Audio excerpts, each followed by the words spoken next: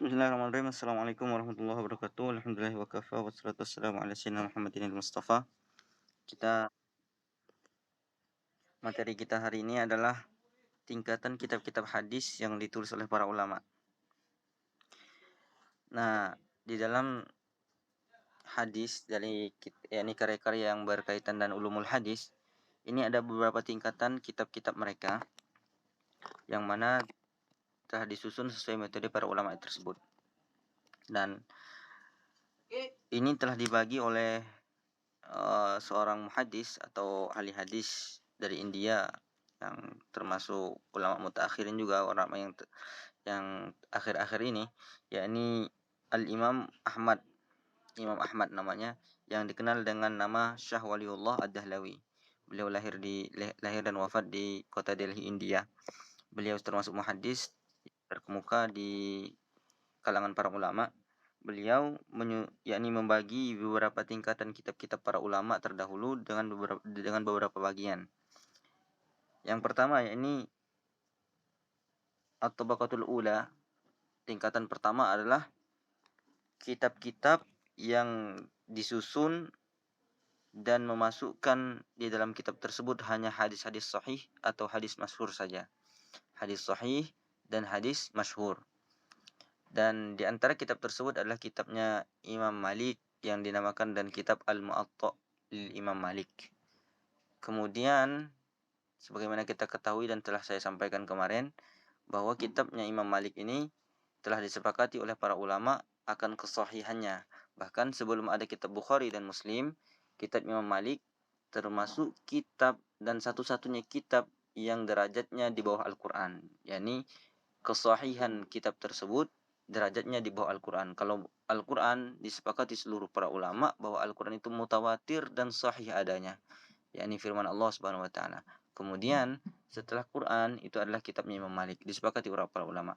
Karena Imam Malik setelah menulis kitab tersebut, beliau ajukan ke beberapa ulama, bahkan puluhan dan ratusan para ulama diajukan kepada mereka, dan mereka pun menyepakati akan kesahihan hadis yang ditulis oleh Imam Malik dalam kitabnya. Sehingga dengan sebab kesepakatan para ulama tersebut, kitabnya dinamakan Al-Mu'atta' yang berarti kesepakatan. Kemudian setelah generasi Malik sudah, terus generasi muridnya yakni Imam Syafi'i, kemudian muridnya Imam Syafi'i yang bernama Imam Al-Bukhari. Imam Bukhari pun menulis kitab hadis yang dinamakan Sahihul Bukhari, kitab Sahih Bukhari, yang mana di dalam kitab tersebut pun disusun sesuai hadis, yang mana hadis tersebut adalah hadis sahih saja. Walaupun tidak bisa dinafikan bahwa dalam kitab Bukhari tersebut ada, setelah diteliti di kemudian hari oleh para ulama-ulama yang mutaakhirin, ulama-ulama akhir, bahwa dalam kitab Bukhari ternyata ada hadis yang derajatnya dhaif juga.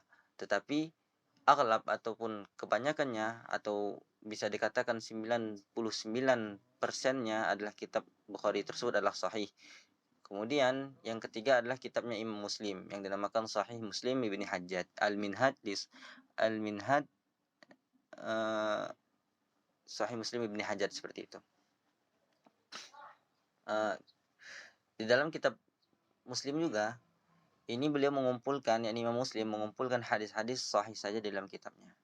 Saking kehati-hatian mereka untuk menulis kitab, bahkan dari beberapa ribu hadis kemudian disarikan lagi, yakni diambil lagi yang sahih-sahihnya, kemudian diambil lagi yang sahih-sahihnya, sehingga menjadi yang tadinya tebal menjadi tipis, yang tadinya berjilid-jilid kemudian hanya menjadi 2 atau sampai 4 jilid saja. Ini kitabnya Imam Muslim dan Imam Bukhari. Dan sekarang disepakati oleh para ulama bahwa kitab Bukhari dan Muslim adalah mutafaqqun alaih, disepakati ke atasnya, atas kesahihan dua kitab tersebut. Bahkan apabila ada dua imam ini meriwayatkan dalam satu hadis, maka hadis tersebut dinamakan adalah mutafaqqun alaih. Dan setelah adanya kitabnya Imam Bukhari dan kitabnya Imam Muslim, maka derajat kitabnya Imam Malik pun menjadi di bawah derajat dua kitab tersebut. Untuk sekarang, kalau dahulu sebelum adanya kitab Bukhari dan Muslim, derajatnya Imam Malik di bawah Al-Quran, yakni belum ada yang menyaingi. Setelah ada karyanya Imam Bukhari dan Imam Muslim, maka kitabnya Imam Malik tersaingi oleh dua kitab tersebut. Kemudian at-tabaqatus tsaniyah, tingkatan yang kedua, tingkatan kitab para ulama hadis yang kedua adalah kitab-kitab yang hampir sama derajatnya dengan kitabnya Imam Malik yakni Muwatta, dan hampir sama dan kitabnya dua Imam Bukhari yakni dan Muslim yakni kitab Sahih Bukhari dan Sahih Muslim. Hampir menyamai derajatnya, tapi masih di bawah tiga kitab ini. Nah, dan penulis-penulis kitab-kitab tersebut mereka dikenal dengan wasik, yakni kuat hafalannya, dan adalah ini menjaga marwah atau martabat dia sebagai ulama, yakni sebagaimana yang telah kita beritahu beberapa pekan yang lalu bahwa orang yang adalah ini dalam meriwayatkan hadis sangat hati-hati di dalam masalah agama. Bahkan mereka saking hati-hatinya ketika mereka makan di pinggir jalan, orang pun memandang dia tidak adalah lagi. Makan di pinggir jalan. Ini karena menjaga marwah dia sebagai ulama dan perawi hadis. Dan ulama tersebut apabila dia makan di pinggir jalan atau ketahuan dia oleh para muridnya atau orang lain ketahuan misalnya ngomong kencing berdiri misalnya, maka adalahnya pun sudah turun, dan hadis yang diriwayatkan dia pun derajatnya menjadi turun seperti itu. Nah, sedangkan oleh imam-imam yang menulis kitab di tingkatan yang kedua ini, mereka pun termasuk ulama yang sangat hati-hati di dalam masalah agama. Kemudian mereka kuat hafalannya.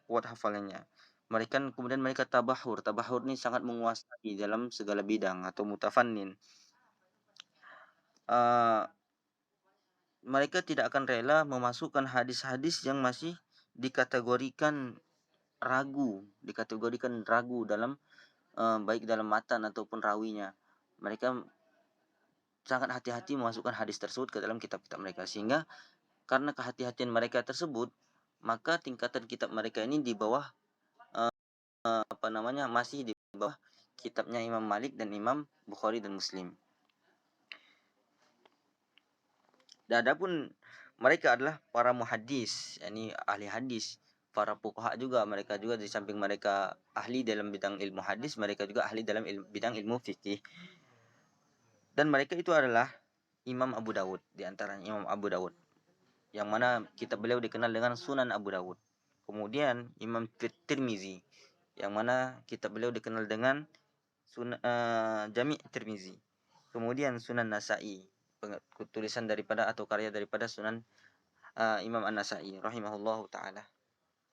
Kemudian tingkatan ketiga setelah tingkatan yakni Imam Malik, Imam Abu Dawud, Tirmizi dan Imam Nasa'i, ada tingkatan ulama-ulama yang menulis kitab hadis juga, yakni yang ketiga, yakni ulama-ulama yang menulis kitab mereka dengan metode mengumpulkan antara hadis-hadis sahih, hadis-hadis hasan, dan hadis-hadis dhaif, hadis ma'ruf, hadis gharib atau yang asing, baik dari sisi dirayah ataupun riwayahnya asing, kemudian hadis yang syadz, mungkar, kemudian ataupun hadis yang masih diragukan benar atau salahnya. Ini mereka kumpulkan dalam kitab-kitab mereka,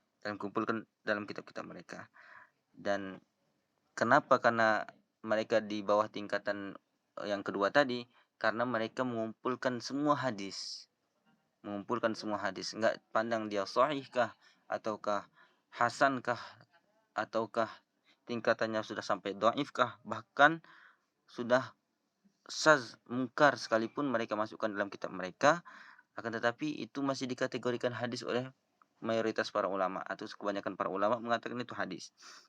Dan adapun ulama-ulama tersebut adalah Imam Abu Ya'la, menulis kitabnya dengan nama Al-Musnad. Kemudian kitabnya Musannaf Abdul Razak, karyanya Imam Abdul Razak. Kemudian ada juga kitab namanya Musannaf Abi Bakar bin Abi Syaibah, karyanya Imam Abu Bakar bin Abi Syaibah. Kemudian yang lain Musnad Abdi bin Humaid, karyanya Imam Abad bin Al-Humaid. Kemudian ada juga kitab Al-Musnad, karyanya At-Tayalisi, Imam Tayalisi.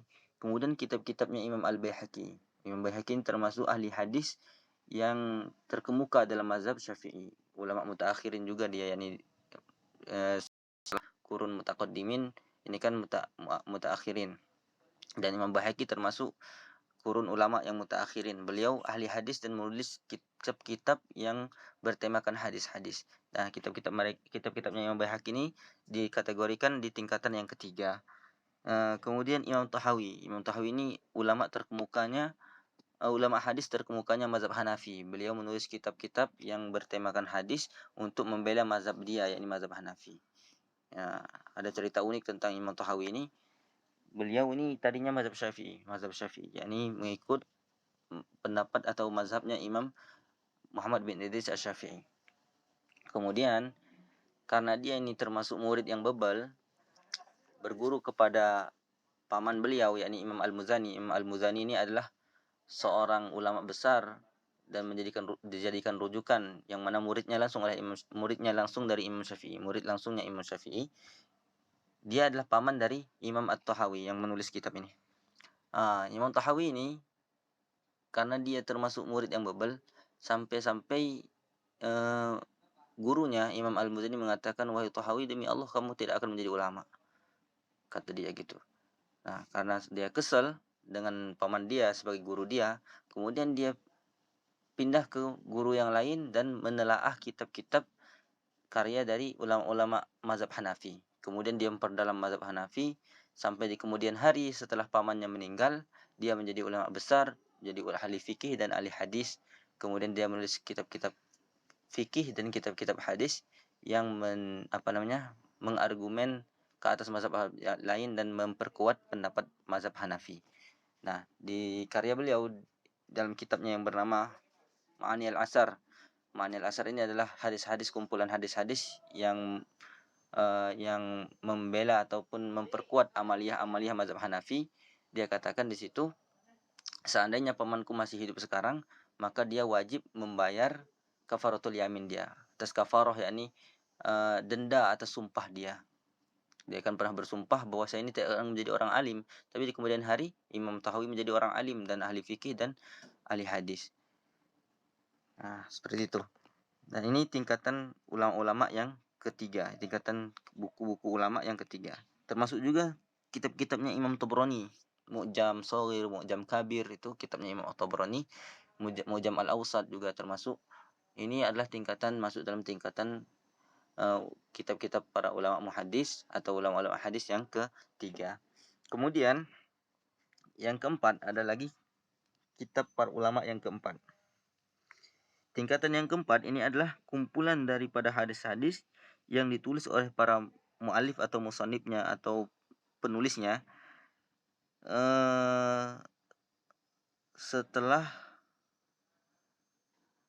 setelah kurun yang lama, yakni dari masanya Imam Malik, kan masa awal itu sebagai tabi'in, kemudian atba'ut tabi'in masanya Imam Syafi'i, kemudian pengikutnya lagi yakni kurun setelahnya, yakni masanya Imam Bukhari, sampai kurun setelahnya lagi masanya Imam Muslim, kemudian masa-masa setelahnya sampai panjang masanya, sehingga muncul lagi para ulama hadis, para ulama-ulama ahli hadis yang menulis karya-karya kitab, yang mana karya kitab tersebut bukan mereka dapatkan dari rawi ke rawi, tapi mereka mengumpulkan dari kitab-kitab yang telah ada. Misalnya mereka menulis kitab tentang iman, mereka kumpulkan hadis-hadis yang berkaitan dengan iman dari kitab-kitab yang telah ada, yang telah tersebar di seluruh dunia. Nah, ini tingkatan yang ke-5 yang dinamakan kitabnya Mustakhraj. Karena dia hanya mentakhrij atau mengeluarkan hadis dari ulama-ulama sebelumnya. Kemudian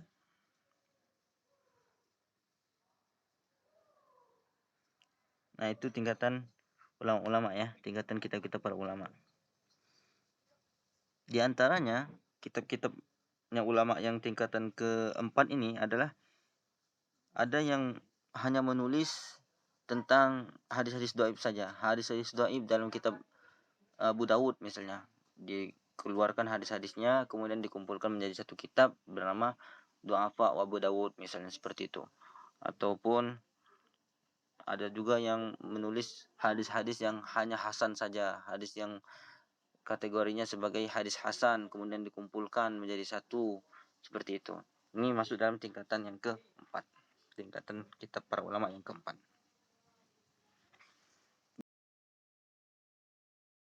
Baik, mengetahui ciri-ciri kitab-kitab para ulama. Ciri-ciri kitab para ulama ada namanya as-sihah ataupun kumpulan hadis-hadis sahih. Yang dikenal sekarang ini yang masyhur adalah kitab as-sihah kutubus sittah atau sihah sittah. Kutubus sittah atau dengan sihah sittah. Sihah sittah itu yang pertama adalah kitabnya Imam Bukhari atau dikenal dengan Sahih Bukhari. Sihah sittah ini ada 6 atau dikenal dengan kutubus sittah. Kitab rujukan Ahlus Sunnah wal Jamaah hanya 6 kitab ini. Bukan hanya 6 kitabnya, yakni umumnya rujukan Ahlus Sunnah wal Jamaah itu di 6 kitab, yakni 6 kitab hadis yang besar-besar, yakni yang pertama kitab Bukhari, kitab Muslim, kitab Abu Dawud, kitab Ibnu Majah, kitab Nasai, dan kitabnya Abu Dawud, Nasai, dan Tirmizi. 6 kitab. Abu Dawud, Bukhari, Muslim, Abu Dawud, Nasai, Tirmizi, Ibnu Majah. 5 kitab. Ini nanti masuk mungkin di dalam UAS pertanyaan seperti ini. Sebutkan 6 kitab rujukan, 6 kitab besar, 6 kitab hadis yang besar dalam menjadi rujukan oleh ulama-ulama Ahlus Sunnah wal Jamaah misalnya. Ini masuk yang dikenal dengan kutubus sittah. Kemudian yang kedua al-jawami. Nah, ini kitab-kitab yang bernama jami seperti Jami Tirmizi dan lainnya. Kemudian masanid. Nah, kita akan ketahui nanti nih. Kemudian masanid itu adalah kitab musnad. Masanid jamaknya dari musnad. Di antaranya musnad Abu Ya'la, musnad Imam Ahmad, kemudian musnad Abdul Razak dan lain sebagainya. Itu dinamakan kitab musnad. Nah, kita akan tahu nanti apa itu yang dinamakan kitab sahih, apa yang dinamakan kitab jami, apa yang dinamakan kitab musnad. Ada juga ma'ajim. Itu jamaknya dari mu'jam. Nah, kita juga akan ketahui nanti. Mu'jam. Kemudian ada namanya mustadrakat jamaknya. Mustadrakat. Kemudian mustakhrajat, ada juga mustakhrajat. Dan ada juga sunan. Yang pertama adalah kitab sahih. Kitab sahih adalah al-mukhtassah bil ahaditsis sahihah. Kitab-kitab yang dikhususkan hanya dimasukkan di dalamnya hadis-hadis yang sahih saja. Tidak ada selain sahih. Kalaupun ada, itu mungkin karena itu mungkin sedikit. Tapi kebanyakan hadis yang sahih semua. Kayak kitab Imam Bukhari ini dinamakan sahih, kitab Imam Muslim dinamakan sahih, kitab Muwatta dinamakan kitab sahih. Walaupun tidak bisa dipungkiri bahwa di dalamnya ada sedikit hadis yang dikategorikan dhaif. Ini namanya kitab sahih. Kemudian kitab jami ini dinamakan kitab jami, yakni kitab hadis yang urutannya disesuaikan dengan bab-bab ilmu. Ini dinamakan kitab jami. Di antaranya kitab karya Imam Tirmizi dinamakan kitab Jami' at-Tirmizi. Kenapa dinamakan kitab jami? Karena urutan kitabnya disesuaikan dengan bab-bab ilmu. Kalau bab ilmu itu dimulai dari bab akidah, kemudian bab hukum-hukum, bab ahkam, hukum-hukum bagaimana hukum sholat, zakat, puasa, haji dan sebagainya itu. Kemudian masuk kepada bab rokok. Kalau dulu ada perbudakan, bab yang berkaitan dengan perbudakan, yakni hadis-hadis yang berkaitan dengan perbudakan. Kemudian masuk lagi nanti kitab adab ta'am wa syurb, kitab adab-adab misalnya. Bukan hanya adab ta'am wa syurb, bukan hanya adab makan dan minum saja, tapi seluruh adab dalam aktivitas keseharian itu masuk juga di dalamnya. Ini bab adab. Kemudian ada juga kitab yang terakhir biasanya kitab tafsir dan kitab bab tafsir ataupun bab peperangan. Bagaimana perang antara muslim dan kafir, kapan itu bisa terjadi dan kenapa bisa terjadi, misalnya itu masuk juga di dalamnya hadis-hadis yang berkaitan dan seperti itu. Nah, ini dinamakan kitab jami, yakni kitab hadis yang disusun sesuai bab-bab di dalam ilmu. Kemudian ada juga kitab musnad. Kitab musnad. Kitab musnad ini disusun sesuai tingkatan para sahabat, yakni rawi pertamanya itu disesuaikan tingkatan para sahabat. Misalnya sahabat yang paling utama, ada yang mengatakan Sayyidina Ali, ada yang mengatakan Sayyidina Abu Bakar, ini sahabat yang paling utama. Tapi untuk mayoritas ahlu sunnah mengatakan bahwa sahabat yang paling utama adalah sahabat Abu Bakar, baru Umar, baru Sayyidina Utsman, baru Sayyidina Ali. Nah, ini. Nah, kitab yang disusun sesuai dengan tingkatan para sahabat ini dinamakan kitab musnad. Rawinya seperti itu. Seperti Musnad Imam Ahmad, Musnad Imam Abdul Razak, Musnad Imam Abu Ya'la dan lain sebagainya. Ini dinamakan kitab musnad. Kemudian ada juga kitab Mu'jamul Kabir, Mu'jamul Awsat, Mu'jamul Saghir misalnya. Karyanya Imam Tirmizi biasanya itu seperti itu. Nah, kitab Mu'jam ini adalah kitab sesuai kamus. Misalnya alif, maka hadis yang alif semua. Kemudian ba semua. Kemudian masuk kepada ta semua hadisnya seperti itu. Atau disesuaikan dengan nama para sahabat juga. Jadi rawi pertamanya yang namanya alif, mulai dengan alif, maka alif semua. Misalnya Abu Bakar, kan alif awalnya tuh. Hadis yang berkait yang dimulai dengan alif dari rawi pertamanya itu dinamakan alif semua, kemudian ba semua, kemudian ta semua seperti itu. Ini dinamakan kitab mu'jam. Kitab mu'jam. Kemudian ada juga kitab mustadrak seperti mustadrak Imam Hakim. Imam Hakim menulis kitab mengumpulkan hadis-hadis yang tidak ada di dalam kitab Sahih Bukhari dan Muslim. Tapi hadis itu masyhur. Nah, ini ditulis oleh Imam Hakim, dinamakan kitabnya Mustadrak.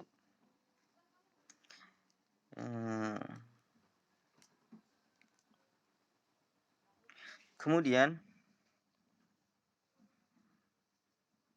ada namanya mustakhrajat. Ini yang saya sebutkan tadi. Tingkatan yang ke berapa tadi itu? Tingkatan yang keempat dari kitab-kitab para ulama tadi itu, dan masuk di dalamnya kitab mustakhrajat. Mustakhrajat ini adalah kitab-kitab hadis yang ditulis oleh para ulama tetapi hanya mengutip dari kitab-kitab yang telah lama. Ini namanya mustakhraj, hanya mengeluarkan hadis yang sudah tertulis di kitab-kitab yang sudah lama, kitab-kitab dahulu, yakni kitabnya Imam Bukhari, Muslim misalnya, Abu Dawud, Tirmizi, Ibnu Majah, Nasa'i. Itu dikumpulkan hadis-hadis sesuai apa maunya musannif atau penulis kitab. Misalnya dia ingin menulis kitab yang dan fadilah amal, misalnya keutamaan-keutamaan dalam beramal soleh misalnya, itu dikeluarkan hadis-hadis yang berkaitan dengan amal soleh, bagaimana keutamaan puasa, bagaimana keutamaan sholat, bagaimana keutamaan zakat, bagaimana keutamaan haji, bagaimana keutamaan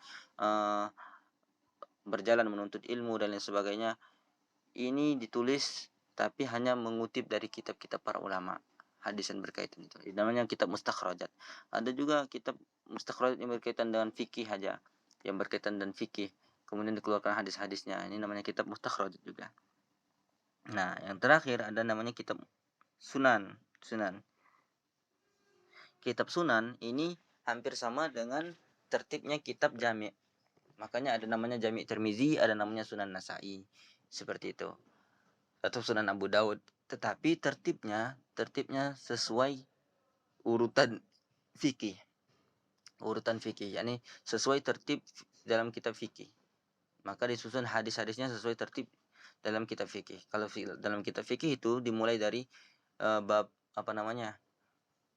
kitab toharoh atau bersuci, bermula dari bagaimana cara kita membuang air besar dan air kecil, kemudian bagaimana caranya membersihkannya, ini cebok, istinja itu bahasa Arabnya, kemudian bagaimana cara berwudu, kemudian tayamum, sampai kepada sholat, kemudian bagaimana hukumnya sholat dan lain sebagainya. Ini kitab fikih. Kitab fikih itu kan dimulai dari taharah, sholat, puasa, zakat, haji, itu bab namanya ru'bul ibadat, seperempat ibadah. Seperempat ibadah, karena kitab fikih itu dibagi menjadi empat, seperempatnya ibadah, seperempatnya muamalah, seperempatnya munakahah, pernikahan, seperempatnya lagi jenayah, tindak pidana. Nah, kitab-kitab yang bertemakan sesuai tema-tema dalam kitab fikih ini dinamakan sunan, kitab sunan. Maka Sunan Tirmizi misalnya, Sunan Nasa'i misalnya, atau Sunan Abu Daud, maka dia diawali dari hadis-hadis yang berkaitan dengan bersuci sampai selesai hadis-hadis yang berkaitan dengan sholat, kemudian hadis-hadis yang berkaitan dengan puasa, zakat, haji, itu seperempat daripada ibadah. Kemudian masuk nanti hadis-hadis yang berkaitan dengan nikah, semua yang berkaitan dengan nikah, bermula dari bagaimana cara ngelamar, sampai talak cerai, bahkan sampai waris mewarisi, itu ya semua yang berkaitan dengan nikah, atau sekarang dikenal dengan ilmu, dalam ilmu kontemporer ini dikenal dengan al-ahwal asyakhsiyah, atau dikenal dalam bahasa Indonesia hukum keluarga Islam. Nah, ini bab munakahah semua. Kemudian masuk lagi nanti bab muamalah. Tadi salah ya, yang pertama, yang kedua adalah muamalah, baru munakahah. Muamalah ini adalah hubungan interaksi antar manusia, bagaimana cara berdagang, jual beli, kemudian sewa menyewa, hutang piutang, ini semua hadis yang berkaitan dengan itu dinamakan muamalah. Kemudian nanti terakhir tindak pidana, jinayat namanya, tindak pidana. Kalau orang mencuri, bagaimana hukumnya, orang memukul orang sampai patah, atau sampai patah giginya, sampai terluka misalnya, gimana hukumnya, semuanya dibahas di dalam bab al-jinayat. Nah, hadis-hadis yang berkaitan dengan seperti ini kemudian disatukan menjadi satu kitab, maka kitab tersebut dinamakan sunan. Baik, sampai situ aja mungkin materi yang dapat disampaikan siang hari ini. Mungkin ada pertanyaan dari kalian?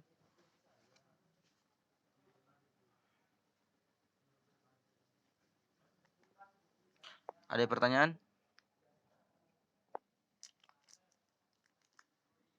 Baik, Hadi, ada pertanyaan nggak dari kawan-kawan?